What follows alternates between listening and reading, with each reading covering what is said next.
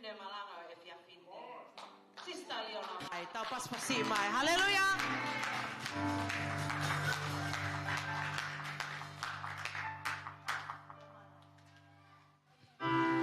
All my life you have been faithful. All my life you have been so good. With every breath that I am able, I will sing of the goodness of God.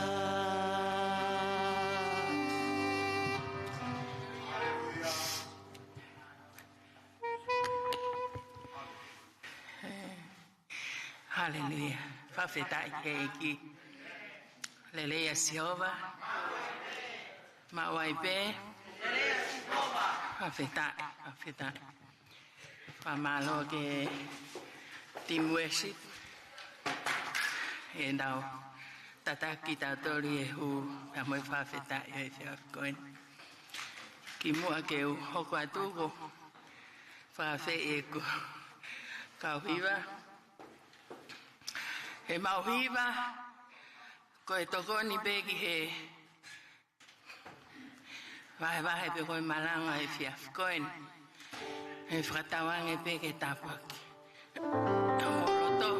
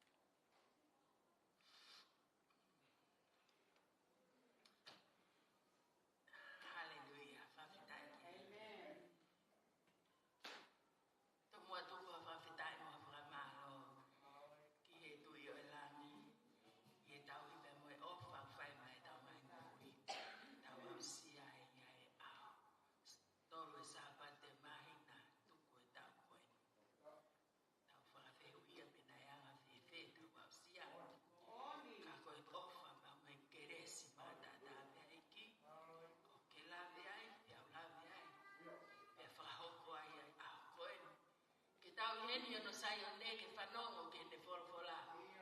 Pia neo mai bebe koe ha.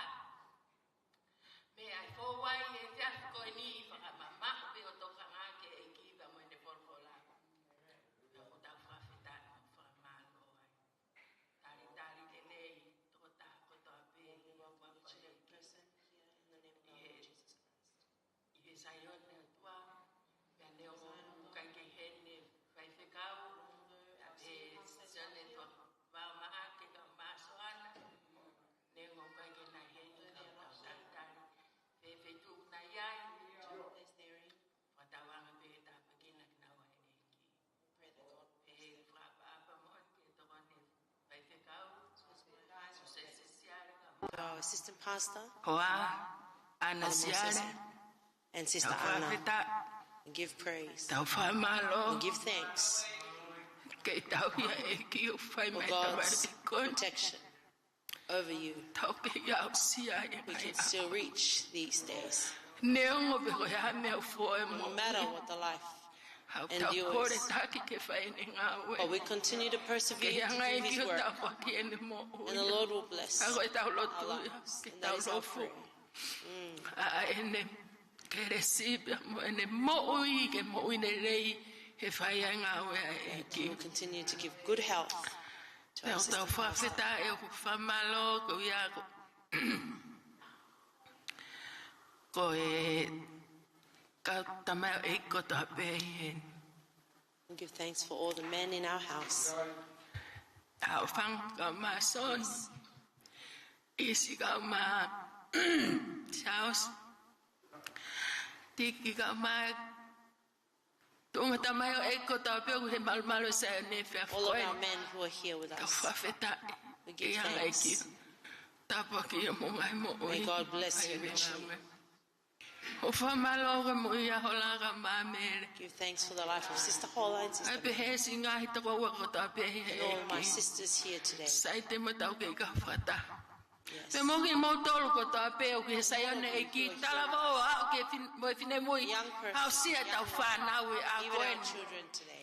O tau whawhetai ko ta pe ke e ki. Give thanks to God. Whamalo.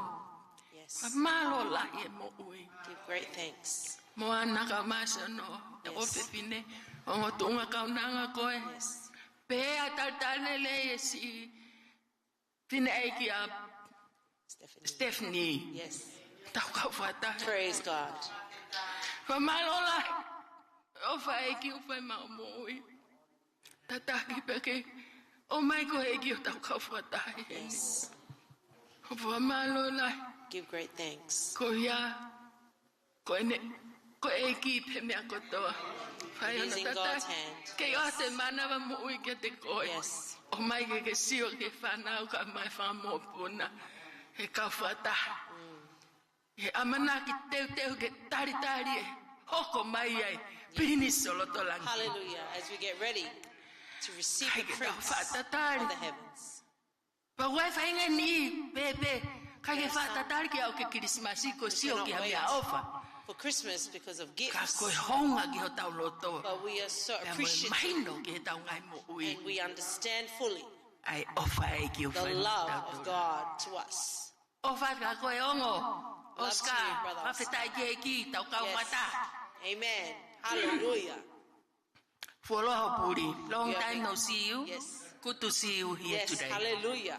And you're most welcome anytime. Amen. Ongo. Whawhetai. Praise the Watawa Lord. ko ongo koe whahaia o lote kama. Pea mo vika. So tau whawhetai mo whamalo. Toi whaiwhange toi. Awhe maa ongo ki sa ione a koe mi. Hallelujah. Praise the Lord. Tau whawhetai ai ki he e ki. Amen. Oku pe foke e ku tarita lele e taha ko ta pe wa kai mai he o pe. Ki e hoa koen. Ke tau whanongo ai wholofola e ki whaampe. Whata ho tau loto. Hai mea te vai e whiaf koen. Whatawanga pe ke hoko tāpuak. Pea mo langa hake ke tau ngai mo ui. Neo ko ki time no ne o mai ai vai whekau ke Those that toi whatunge na short pepe notice. o whawhetai tau teu pe ke tau who ke tau ngau e tau get ready for who the new year. ko kai ke te fa ma fa tongia ke tau koen fa ho vale no te o mai e tangata 85 kau pe ko tari pe mo honga ia kuloto ko lauia ko tapuaki ka mo fa ko loa ki mo ui ai ke tapuaki e ko mo ui ka mai ho amo ki fa na ke fa e fa tongia ke fa langrangi te e ko si surprise ane afi My sister Mele, sai pe ko ahonia ki tau pohiwa pe mo talalo to pe ko ha me pau fakakata pe pe asa ma fo ke pope o ya we ko fo yo to wa ko fanong ke kureo I thought my sister has had enough of hearing my voice. She doesn't want me to preach to you. Mere tatarere ko tupen tawa ko hiva pe ke tawa hiva Christmas ke papa hia hallelujah profeta ke pe hange ko kulave like I said me ngo ko time no pe na tu mai he pe kau it was short notice given to me ke faya hava he pe ko Malanga a ko with you ka ko profeta pe ke o mi fainga marie pe ko ha pe me o mai e ki ko tu I hoko pe ko tapu aki pa me fala torai ka ki tau tol ko to pe fe af ko ni hallelujah na fai pe sio ko nga ko ka venga ka kai fe fine tau ko ni ya mate wa valu be sai va mo wa noa pe time na ba kai ai ke pe he ko te Malanga a ko ni pa pe sai te ki ya la ke mau ka venga he thought I will speak on our theme today. And even towards the end, this weekend, the Lord gave me the scripture.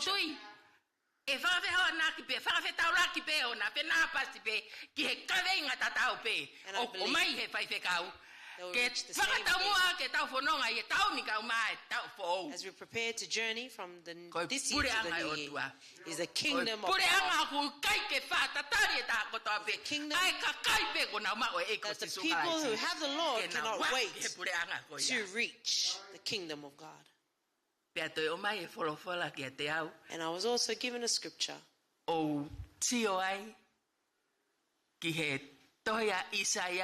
In the book of Isaiah, the women will recognize. I shared with this in one of our women's programs. And in Isaiah 35, it's a short chapter. And also the book of John, chapter 14. Please ask you to turn with me in your Bibles. Isaiah 35. It only has 10 verses. I'll read out to you Tongan, the first. Reminding you, you bring your Bible with you. Isaiah 35, verse 1 to verse 10. We will take turns for those of you with the Tongan Bible.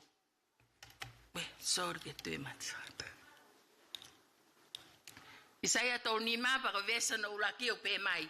E fia e toa famo e potulala ko hiko kina tol.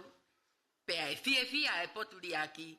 Pe e fisi o hange ko lose.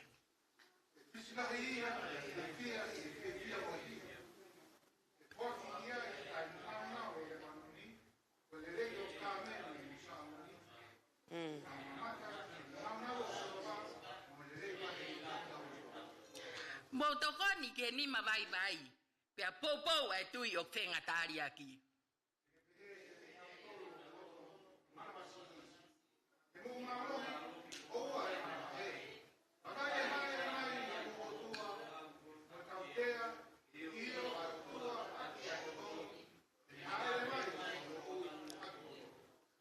Pe toki fa ai mata e kui.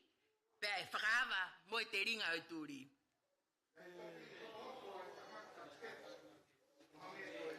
Hallelujah.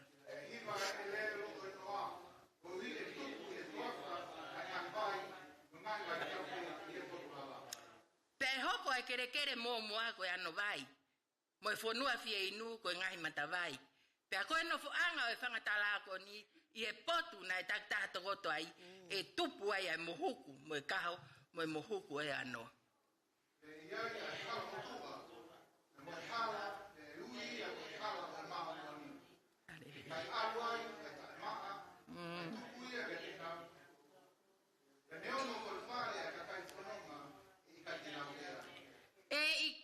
Kai ai halaione pe kai alwa ke kiai man fekai.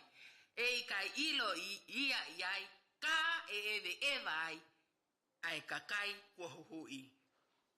Pea e foki mai ai kakai ko hui e seova o ha o kisaione mo ngai hiva mo fie ta ngata yo na ulu. Te na ma o fie mo neka pe puna atu ai mamahi mo toi. Hallelujah. Fafetai ke egi te toki lawat peau ai sione ta fa pa ko vesiono yo no ko pepe vesiono osi ya ko to ape ka lau folofola ai ka lau folofola. Those who know they read when I say John 14:6 later on. Ko folofola ai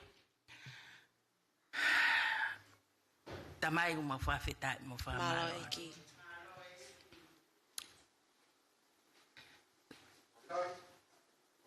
Maulea ko tapete mautu me feke fai.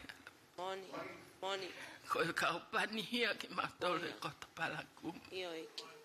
Kai fafetai. Fafetai si hova ko o fa. Ho mau hapsi ai ho ko ni. Afia mai ko folofolae. Ai folofola na ko spai no framana vai. Ang ala hia ke ako na ki fra tontonu fra poto. Ke ma oni pe fai ai o mau valo ki ke mau iloi ai me aku totonu ke mau fai he ngai aho ko ni to ni mai be ke le a ko folofole a ko ni tanu pe fufu ka nanga ka tuku ke hoko pe o le ai afiona ke hoko ia ko mau ko tapa ke mau ngai mo yo no ko toa ke o pe nge ia mo lang he ho ko ni ia kalaisko alo ko mau fa mo oi. Amen. Hallelujah. Fafeta igi.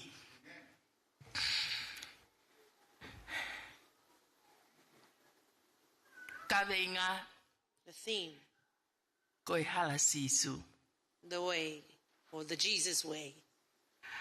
E toi asione vai no tafa pa ko verso no pe mai. John 14. Pe ale asisu o pe. Jesus said, koi hala. I am the way, the truth, and the life. No one can come to the Father except through me. Praise the Lord. And I can attest to it. The way is Jesus. Or Jesus is the way. Hallelujah. Hallelujah. Praise the Lord. The book of Isaiah talks about it was like a foretelling of when the Lord would come.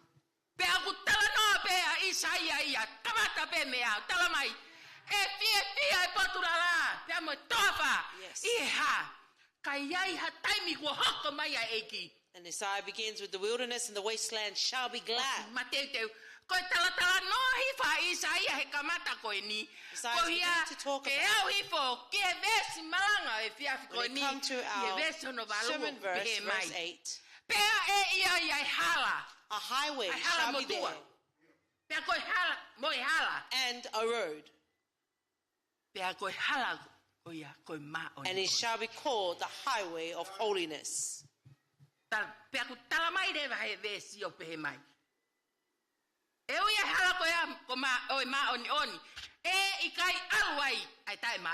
unclean shall not pass over it.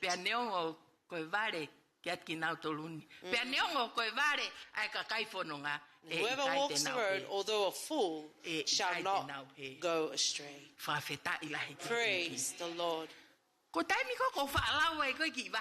I read this chapter often,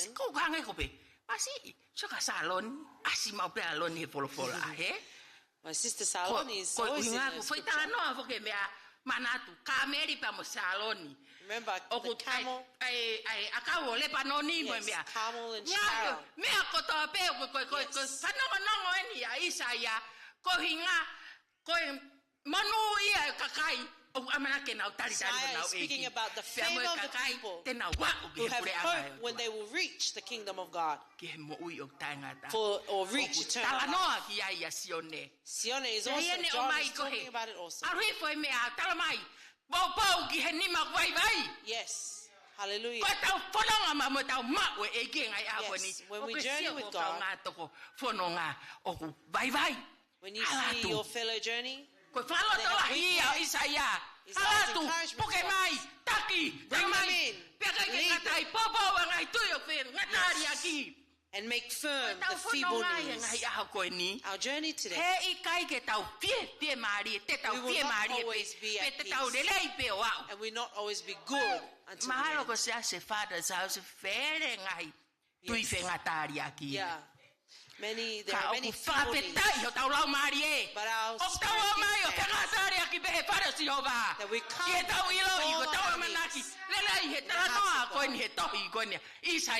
like it says in the book of Isaiah. And then and the blind shall see. Yes, and the ears of the deaf shall be opened.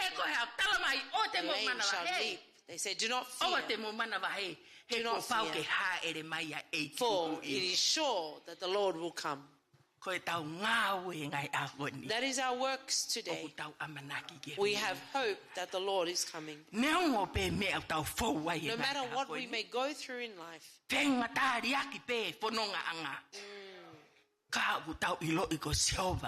but we know that it is only God, Jehovah. He is our closest help. Hallelujah.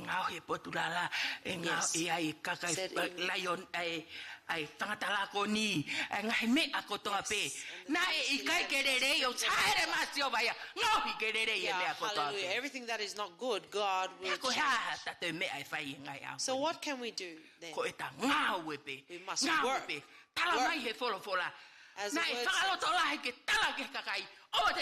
he was so strengthened to encourage them, do not be fearful, do not be afraid, for the Redeemer is coming, and he will give peace unto them. Hallelujah. If you recognize, there are times that we are scared of demons. We're scared of men, scared of the police authorities, and we have fear. But there's a warning to us to fear God first, to fear Jehovah. Yes, he will come. Yes. He is the true judge. No matter it is what we have done, remember, he will bring us to judgment. And as we walk towards our sermon verse,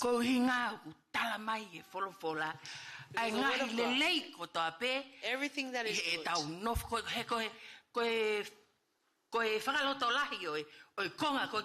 the encouragement for the first part of the chapter,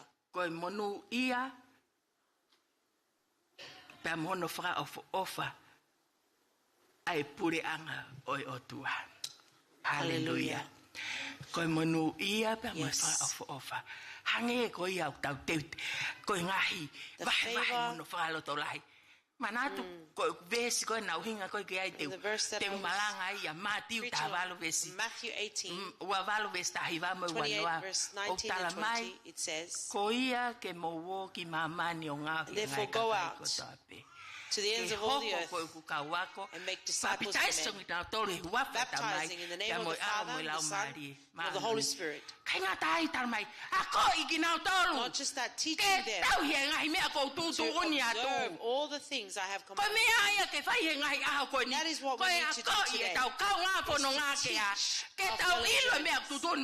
That we would know what God is commanding us. True. Yes. In knowing he is with us even to the end. Yes. That is why we should be strong of heart. Morning. That he is with us. He will strengthen us and empower us to do His work. Hallelujah. Verse 8 of Isaiah. And there will be a highway and a road. And the highway will be called the highway of holiness. There are many ways that we can, that are old roads.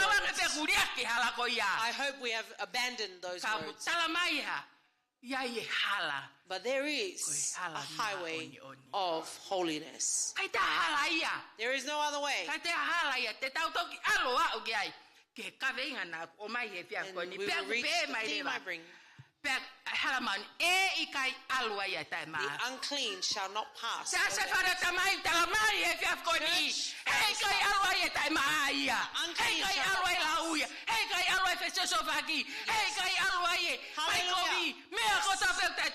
Evil doing, everything that is of sin will not pass.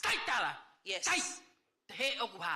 Only the redeemed shall pass on that way. Hallelujah. We need to recognize our lives. Thinking you have to go on that road.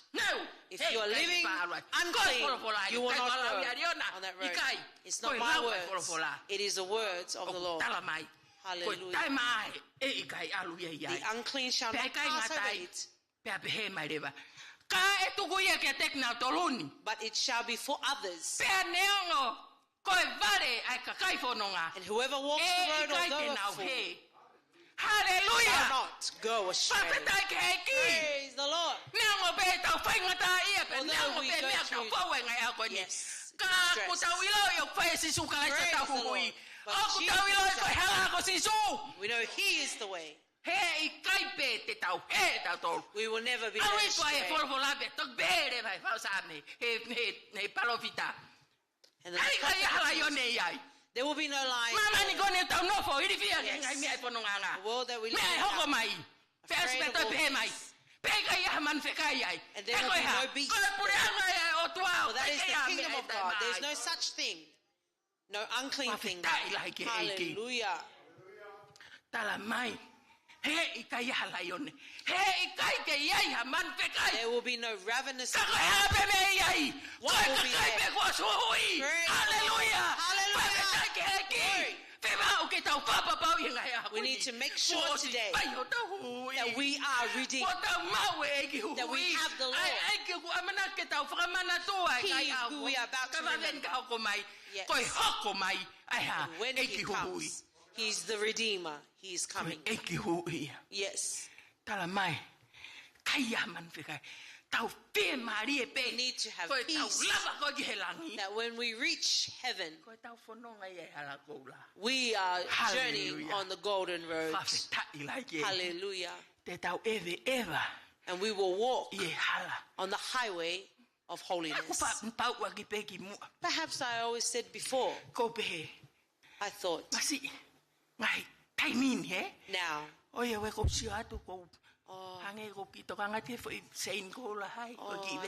I notice small things. And many times I think,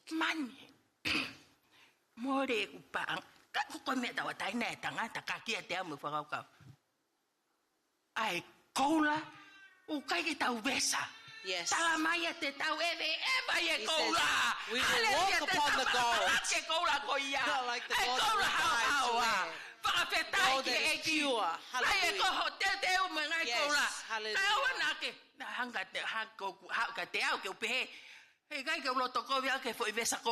I won't be upset of someone's gold jewelry because I will have that I will walk on the golden road. Hallelujah.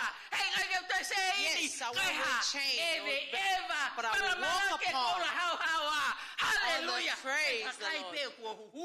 Only those who are redeemed, those who have Jesus, those who walk upon the Jesus road, they will walk on the golden path. You cannot buy this road. Hallelujah. Yes, praise the Lord. And then the scripture continues to say, Verse 10. And the ransomed of the Lord shall return. Hallelujah. And come to Zion with singing. Praise the Lord. Will come with singing and everlasting joy. We will sing for all eternity. Yes. Praise the Lord. Amen. Hallelujah. Everlasting joy.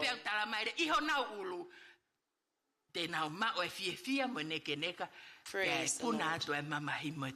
Yes, and they shall obtain joy and gladness, and sorrow and sighing shall flee away. Our construction workers, there will be no harsh sun. We will just walk on the streets of gold and sing. There will be no more aching, no more pain. Peace everlasting. Hallelujah.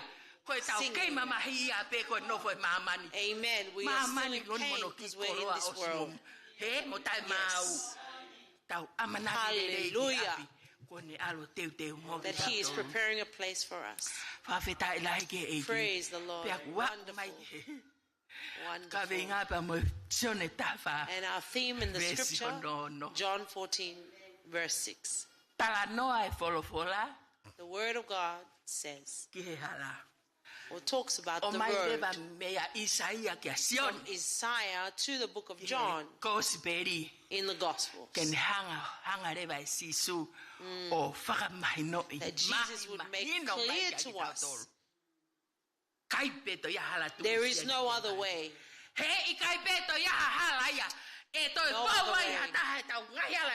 Anyone in this world can enter or go through to reach heaven. Only through Jesus. Amen. Yes. That when we live today, we will speak about Hallelujah. We have to have an address here when we're living on the earth. Is that not right? Oh, we say, I wanted to come to church, but I did not know what the address was. And you won't turn around and say, without a name of that road.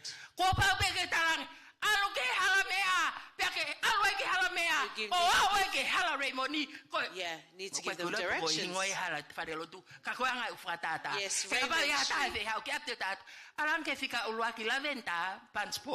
if you want to come to my house, I will give you my address. Hallelujah. But the address of heaven is Jesus. Hallelujah. Praise the Lord.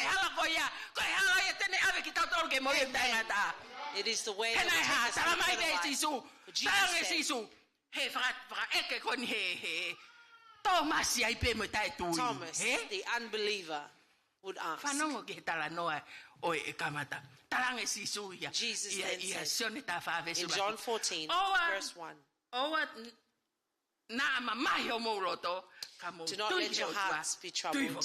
But if you believe in God, believe also in me.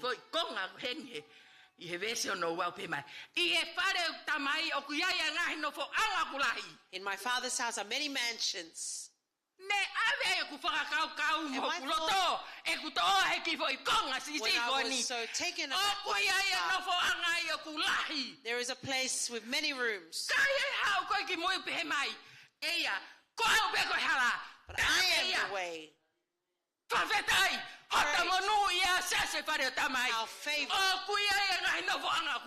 There are many places of rooms. It doesn't say only one. Or that we would fight or quarrel. Who would have that place? But the love of Jesus Christ and the Father. He says, in my Father's house are many mansions. For each of us. All you would do is to accept the way and take you to the eternal life. There is nothing. One way. Yeah. There is only one way. one way. Yes. Remember, if you go two ways in a one way, you are breaking the law. Hallelujah. That's why when we go to Jesus, yes. When you look at the sun, hell, behind you, Satan. That is what the caution tells us. The way is Jesus. The mansions are many. Get ready. Make sure that your life will reach eternity through the way that is Jesus. And Thomas came again. But where are you going? And how will we know? The people who followed Jesus the closest, still questioning. And Jesus said, if you have known me, you know the Father. Yes. Well, why do you talk about Jesus but you don't know Jesus? We need to know him and live Jesus' way. And we will have hope. And Jesus then spoke. Not only did he say that he is the way, I am the truth and the life. I am the truth.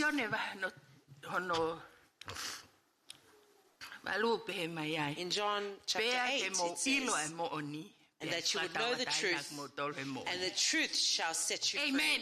Amen. Hallelujah. Hallelujah. In all the earth, you will never be free to earn an income. Yes. But the word of God says true freedom will only come when they have the truth. And that is what the word is talking about. I am the truth. The way, I am the truth. Yeah, no other truth. No one else can tell me other truth. This is it. Not only am I the way, but I am the truth. And lastly, he says, and I am life. He is the one who leads us to truth and enters us into a life that is eternal. We need to recognize here, church, there is no shortcut to heaven. You can't make your own way. Yeah, or any other option to eternal life, because we have heard it directly from Jesus himself. He is the way, and that way is the only way to eternal life. Those people, as we heard in the first part, do not let your hearts be troubled. Yes. So if he has already freed us, why are you so burdened? And yet you still not have Jesus to the fullest. We need to receive him and walk in the way of Jesus. And we will know the truth. And he will take us to the life that is eternal. Praise the Lord. For the word that Isaiah even spoke of, looking towards to the New Testament, and as we begin or prepare to receive the Redeemer.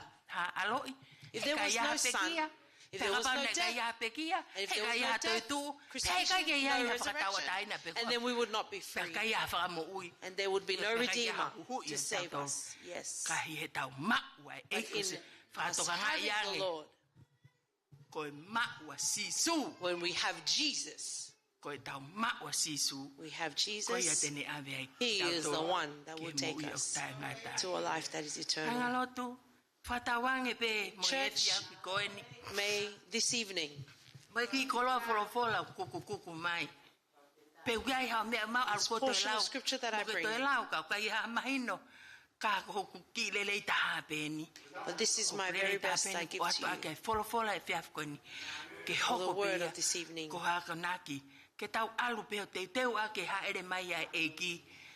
as we prepare for the birth of Jesus Christ in Christmas. Yes. And I hope that the Lord and the remainder of this year will ask the Lord to help us.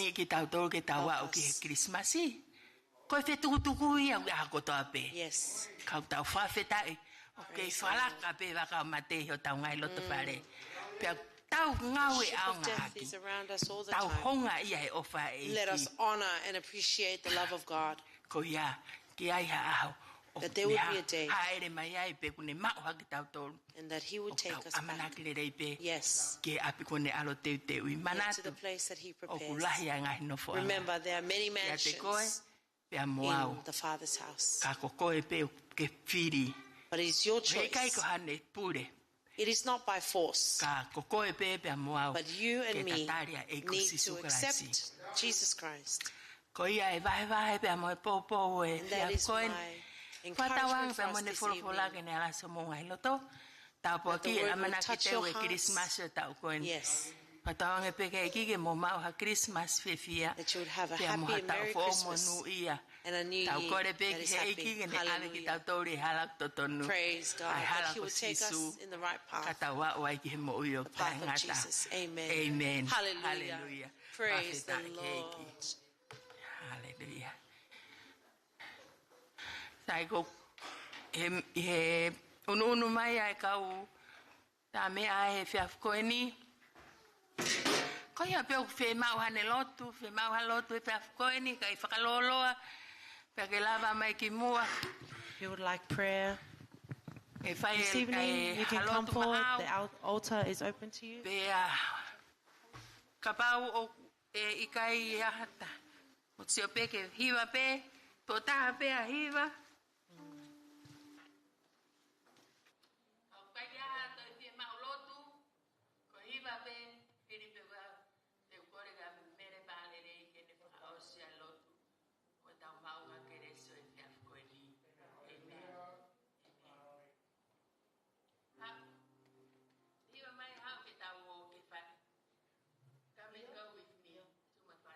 Come and go with me to